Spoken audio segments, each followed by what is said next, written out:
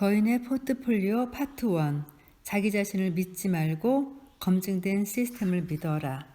저는 이 파트에서 가장 중요한 것은 투자의 종류에 대한 설명인 것 같아요. 먼저 투자의 여러 가지 종류, 크게 5가지 방법을 소개해 드리겠습니다. 첫째, 패시브 투자. 투자를 업으로 삼는 펀드 매니저들 중에서도 10년이 넘는 기간 동안 장기 투자를 할 경우 시장보다 높은 수익률을 낸 경우는 매우 드뭅니다. 어떤 방법과 전략을 써도 투자자 대부분은 주가지수 대비 초과 수익을 내기 어렵다는 증거죠. 따라서 패시브 투자 방법을 이용하는 신봉자들은 이런저런 기법을 통해 고수익을 내려고 하기보다는 ETF나 인덱스 펀드 등을 통해 저렴한 운용보수로 시장 수익 자체를 추정하는 것이 현명하다고 생각합니다. 패시브 투자의 대표 인물은 몇 년 전에 세상을 떠난 존 보글로 알려져 있습니다. 반대로 다양한 기법을 통해 시장에서 많은 수익을 내려는 것을 액티브 투자라고 합니다.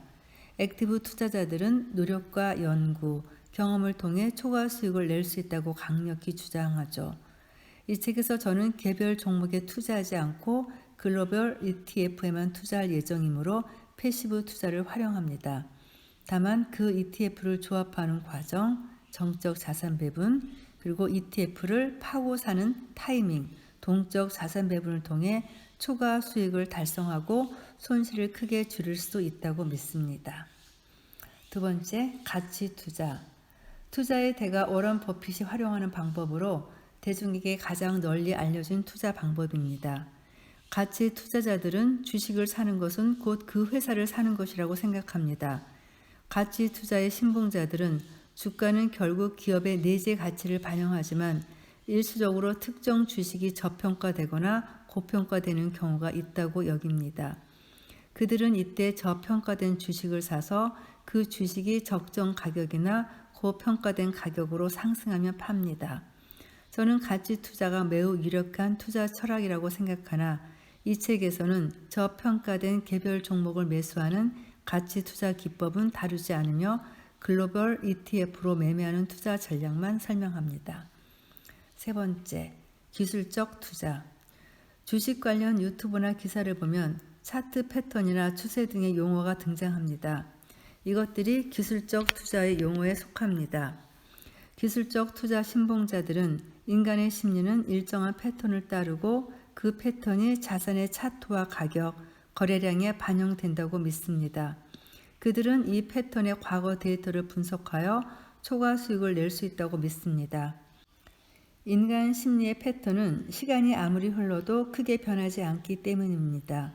특히 기술적 투자의 신봉자들은 가격의 추세를 믿는 경향이 강한데 최근 많이 올랐던 자산은 계속 오르고 최근 많이 떨어졌던 자산은 계속 떨어질 것이라고 생각합니다. 기술적 투자 방법을 이용하는 투자자 중에는 주식을 사고 팔면서 그 주식을 발행한 기업이 어떤 사업을 하는지도 모른 채 오로지 차트 패턴만 보고 거래하는 경우도 많습니다. 주식을 기업의 일부로 보는 가치 투자자들과 접근법이 참 다르죠. 이들은 기업의 내재 가치보다는 기술적 투자의 지표인 과거 가격, 거래량 및 차트 패턴만을 중시합니다. 제시 리버모어나 리처드 데니스 등 기술적 투자를 통해 부자가 된 투자자도 많습니다.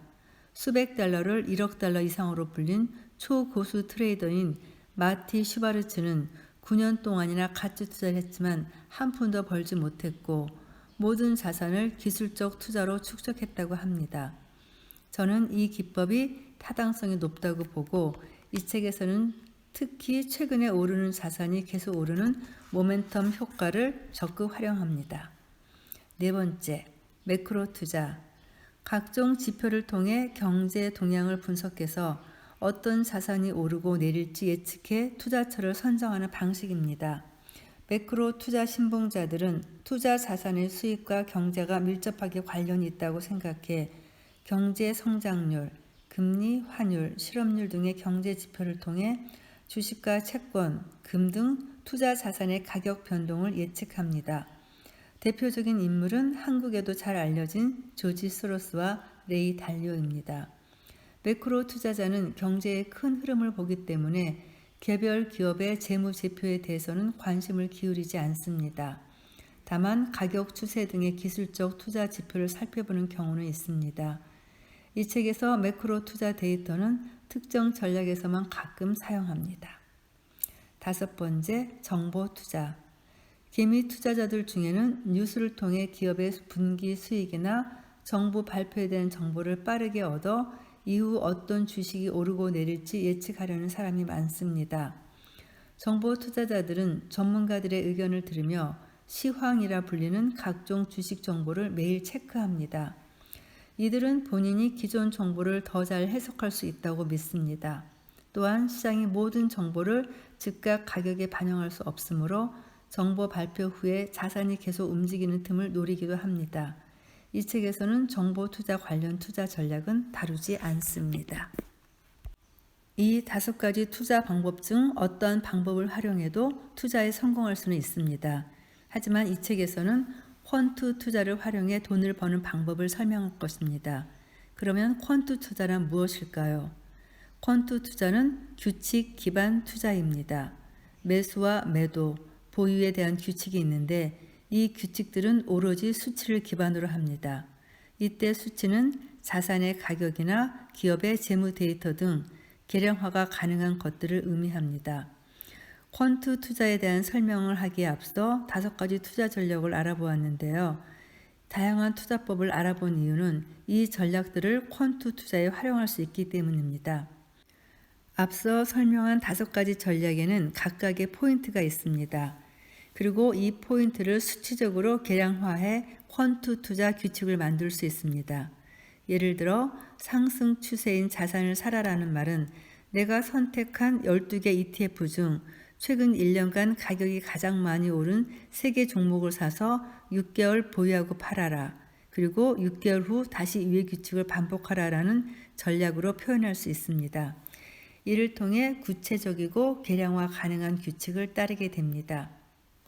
이렇게 명확한 규칙이 있는 경우 이 방법으로 실제로 투자했다면 어느 정도의 수익률을 얻었을까? 가장 많이 떨어졌을 때는 얼마나 잃었을까? 그리고 그 손실을 다시 만회하는 데는 시간이 얼마나 걸렸을까와 같은 질문에 대해 답을 할 수 있습니다. 물론 이 모든 것은 과거 실적일 뿐이지만 이를 통해 미래에 어느 정도의 성과를 기대할 수 있을지 가이드라인을 얻을 수 있습니다. 퀀트 투자는 위에서 설명한 5가지 투자 방법에서 각각 주장하는 내용을 분석해 이를 계량화 가능한 전략으로 바꾸어 활용합니다. 그리고 이 전략을 만약 과거에 시행했다면 어떤 결과를 얻었을지에 대한 시뮬레이션을 돌려봅니다. 이것을 백테스트라고 합니다. 백테스트 결과가 좋고 앞으로 이 전략을 적용해도 비슷한 결과를 얻을 수 있을 것 같으면 실제 투자를 할 때 이 전략을 활용합니다. 백테스트를 통해 과거의 전략이 잘 통했다는 사실을 확인했다고 해서 미래에도 이 전략이 잘 먹히리라고 보장할 수는 없습니다. 하지만 최근 수십 년간 여러 국가와 다양한 자산군에서 특출난 성과를 거둔 전략의 유효성이 내가 투자를 시작한 후 갑자기 사라질 가능성은 매우 낮습니다. 투자는 다른 분야와 달리 경험이 곧 실력을 의미하지는 않습니다. 그러니 처음에는 규칙대로 투자하다가 노하우가 쌓이면 내 생각과 감에 따라 투자하는 것이 좋다고 생각할 수 있는데 이는 위험한 착각입니다. 퀀트 투자는 우리가 투자를 망치는 잘못된 투자 심리에 휘둘리지 않고 투자할 수 있게 합니다. 그러면 투자에 앞서 꼭 알아야 할 기본 용어들에 대한 설명을 먼저 짚고 넘어가겠습니다. 먼저 최대 낙폭 MDD. 투자에서 가장 중요한 것을 꼽으라고 하면 대부분 수익률을 이야기합니다. 하지만 이건 못지않게, 아니 오히려 더 중요한 것이 있습니다. 바로 최대 낙폭, 즉 MDD의 최소화입니다. MDD는 맥시멈 드로우다운의 약자로 특정 투자 기간 동안 투자자가 겪을 수 있는 가장 큰 손실을 뜻하며 아래와 같이 계산할 수 있습니다. 가로 열고 최저점 마이너스 전고점 가로 닫고 나누기 전고점. 두 번째 자주 나오는 용어는 연복리 수익률 CAGR입니다. 우리가 투자를 하는 이유는 수익을 내기 위해서입니다. 따라서 연복리 수익률 Compound Annual Growth Rate를 극대화하는 것은 무엇보다 중요합니다. 복리란 원금의 이자에 또 이자가 붙어 금액이 점차 눈덩이처럼 불어나는 것을 의미합니다. 연 복리 수익률은 원금이 2배가 되는데 걸리는 시간이라고 생각하면 쉽습니다. 이때 등장하는 것이 72의 법칙입니다. 71을 연 복리 수익률로 나누면 원금이 2배가 되는데 걸리는 시간을 알 수 있다는 법칙입니다. 세 번째 자주 나오는 용어는 샤프 지수. 사람들은 리스크를 피하려는 경향이 있습니다. 투자자 A는 은행 예금에 가입했고 투자자 B는 주식에 투자했다고 가정하겠습니다. 10년 후 둘의 수익률이 동일하게 10%라면 여러분은 어느 방법을 선택하겠습니까? 아마 많은 사람이 스트레스 없이 10%의 수익률을 달성한 A의 방법을 선호할 것입니다. 리스크 회피 성향 때문입니다. 그렇다면 리스크는 어떻게 측정할 수 있을까요? 일반적으로 수익률의 변동성을 리스크와 동일시합니다. 주식시장은 매일 가격이 움직이며 수익률이 플러스 수십 %에서 마이너스 수십 %를 왔다 갔다 하므로 변동성이 매우 높다고 할 수 있습니다. 은행 예금의 경우에는 받을 이자와 원금이 확실하므로 변동성이 제로입니다. 샤프 지수는 다음과 같이 계산합니다. 가로 열고 연 복리 수익률 마이너스 무위험 이자율 가로 닫고 나누기 변동성. 즉 특정 상품의 연 복리 수익률에서 변동성 없이 확보할 수 있는 무위험 이자율을 뺀 뒤 이를 변동성으로 나눕니다. 이 때문에 샤프 지수를 리스크 조정 수익이라고 부르기도 합니다. 샤프 지수가 높다는 것은 리스크가 적다는 뜻이므로 스트레스가 덜하다는 뜻이고 많은 경우 수익률이 같다면 샤프 지수가 높은 전략을 선호합니다. 그 다음 알아두어야 될 용어로 여러 가지 수익률이 있는데요. 투자를 해서 발생한 수익률은 크게 명목 수익률, 실질 수익률, 초과 수익률로 구분할 수 있습니다. 명목 수익률은 눈에 보이는 수익률입니다. 1,000만 원을 투자해서 1년 만에 100만 원을 벌었다면 1,000만 원분의 100만 원, 즉 10%의 명목 수익률을 달성한 것입니다. 실질 수익률은 명목 수익률에서 물가 상승률을 제한한 수익으로 구매력이 어느 정도 상승했는지 측정하는 지표입니다. 조금 전 사례에서 1년 동안 물가 상승률이 3%였다면 실질 수익률은 10% 마이너스 3%로 7%입니다. 즉 구매력이 1년 동안 7% 상승한 것이죠. 초과 수익률은 두 가지로 구분할 수 있습니다. 첫 번째, 무위험 이자율 대비 초과 수익률을 의미하는 경우입니다. 이때 사례에서 1년 예금 이자가 2%였다면 리스크를 부담하지 않고도 2%의 수익률을 낼 수 있다는 뜻입니다. 이 경우 무위험 이자율 대비 초과 수익률은 10% 마이너스 2%, 즉 8%입니다. 초과 수익률이 벤치마크 대비 초과 수익률을 의미하는 경우도 있습니다. 한국 대형주에서 투자해서 10%의 수익을 냈다고 가정하겠습니다. 동일한 구간에 코스피가 6% 상승했다고 가정하면 벤치마크 대비 초과 수익률은 10% 마이너스 6%로 4%입니다. 다른 예시로 이 책에 등장하는 듀얼 모멘텀이라는 전략에 투자해서 15%를 벌었다고 해보겠습니다. 동일한 구간의 벤치마크인 미국 주가지수 S&P 500이 10% 상승했다고 가정하면 벤치마크 대비 초과 수익률은 15% 마이너스 10%, 즉 5%입니다. 그리고 자산군에 대한 설명을 하겠는데요. 조금 전 MDD의 최소화가 투자에서 아주 중요하다고 밝혔습니다.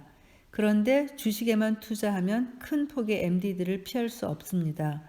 보통 5에서 10년에 한 번 주요 주가지수 전체의 손실이 50%가 넘는 소위 반토막 상황이 발생하는데 이 기간에는 어떤 종목을 사도 큰 손실을 피하기 어렵습니다. 자산이 반토막이 되는 가슴 아픈 순간을 피하려면 자산의 일부를 주식이 아닌 다른 자산군에 투자하는 것이 최선의 방법입니다. 이렇게 여러 자산군에 투자 자금을 배분하는 행위가 바로 자산 배분입니다. 챕터 4부터는 이 자산 배분만 잘해도 MDD를 15% 이하로 제한할 수 있다는 사실을 심도 있게 공부할 것입니다. 이 책에서 자주 등장하는 자산군은 아래와 같습니다. 주식, 국채, 현금, 금, 원자재, 부동산. 그리고 저는 이 단어도 굉장히 중요한 것 같아요. 리밸런싱. 모르는 단어는 아닌데 주식 투자에서 이 말이 어떤 식으로 사용되는지를 전혀 몰랐거든요. 리밸런싱이란 주기적으로 실제 투자 비중을 목표 비중과 맞추는 것을 뜻합니다. 자산의 60%를 주식, 40%를 채권에 투자하는 자산 배분의 비중을 유지하고 싶다고 생각해 봅시다. 시간이 지나면 주식이 계속 오르고 채권이 계속 떨어질 수도 있습니다. 그러면 주식 비중이 80%, 채권 비중이 20%로 변할 수도 있겠죠. 이 경우 처음에 원했던 주식 60%, 채권 40%의 비중과 많이 달라지게 됩니다. 따라서 주식을 팔아 채권을 다시 사서 60대 40의 비중을 맞추게 되는데 이 작업을 바로 리밸런싱이라고 합니다.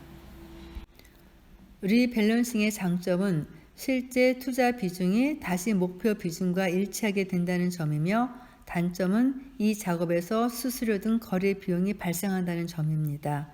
따라서 리밸런싱을 너무 자주 하는 것은 좋지 않으므로 저는 1개월, 6개월 또는 1년에 한 번만 리밸런싱 하는 전략들을 주로 제안합니다.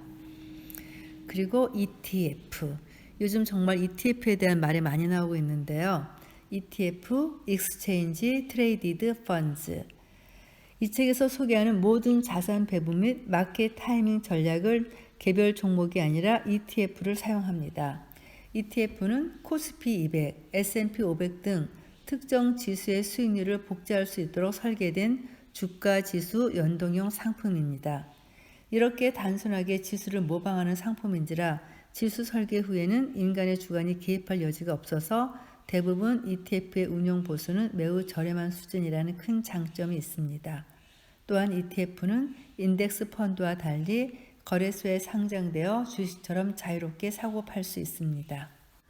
ETF에 대해서는 제가 다음번에 소개할 강보의 ETF 투자 특강에서도 다시 한번 자세하게 다루기 때문에 여기서는 이 정도로만 지나가겠습니다. 이어지는 내용은 투자에서 가장 중요한 손실 최소화의 원칙과 변동성입니다. 보통 투자는 수익 극대화를 위해 시작하는 경우가 많습니다. 돈을 버는 게 투자의 궁극적인 목적이니까요. 그런데 잠깐 손실률에 따른 본전 만회에 필요한 수익률을 살펴보겠습니다. 5%의 손실률이 있을 때 본전 만회에 필요한 수익률은 5%입니다. 그런데 손실률이 20%일 때는 본전 만회에 필요한 수익률이 25%, 손실률이 50%에 달할 때는 본전 만회에 필요한 수익률이 100%에 달합니다. 만일 손실률이 90%라면 본전 만회에 필요한 수익률은 900%에 달합니다.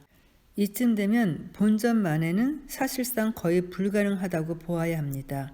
따라서 손실 최소화는 투자에서 매우 중요합니다. 저자는 이 책에서 MDD를 20% 넘기지 말라고 강조하고 또 강조하고 있습니다. 손실은 누구에게나 발생합니다. 그런데 이러한 손실이 앞서 말한 MDD 20%를 넘게 되면 투자자는 본전 생각에 매도를 할 수 없게 되고 결국 전략대로 행동하지 못하게 됩니다. 그러므로 MDD가 20%를 넘어가는 전략에 투자해서는 안 됩니다. 그리고 이 손실을 최소화하는 것과 더불어 밀접한 관계가 있는 것이 변동성의 축소입니다. 변동성이 적다는 것은 많이 오르지 않고 많이 내려가지 않는다는 뜻이죠. 이해를 돕기 위해서 예를 들어 보겠습니다. 철수가 보유한 주식은 10% 상승했다가 10% 하락했습니다. 영희가 보유한 주식은 20% 상승했다가 20% 하락했습니다. 개똥이가 보유한 주식은 50% 상승했다가 50% 하락했습니다. 소똥이가 보유한 주식은 150% 상승했다가 75% 하락했습니다. 각각 손실을 살펴보겠습니다. 철수 1.1 곱하기 0.9, 즉 0.99, 토탈 1% 손실. 0이 1.2 곱하기 0.8, 0.96, 즉 4% 손실. 개똥이 1.5 곱하기 0.5, 즉 0.75, 25% 손실. 소똥이 2.5 곱하기 0.25, 0.625, 즉 37.5% 손실. 즉 오르락 내리락 하는 변동성이 높을수록 손실은 점점 커졌습니다. 이제 감이 오죠. 다시 한번 강조합니다. 투자에서 성공하기 위한 가장 중요한 3가지 원칙은 다음과 같습니다. 첫째, 손실을 최소화하는 것입니다. 둘째, 손실을 최소화하기 위해서는 변동성을 낮춰야 합니다. 셋째, 원칙 1과 2를 잊어버리면 안 됩니다. 그럼 다음 파트에서는 MDD를 20% 이하로 유지하면서 높은 한 자릿수 이상의 연복리 수익률을 달성할 수 있는 구체적인 투자 전략을 제시해 보겠습니다. 감사합니다.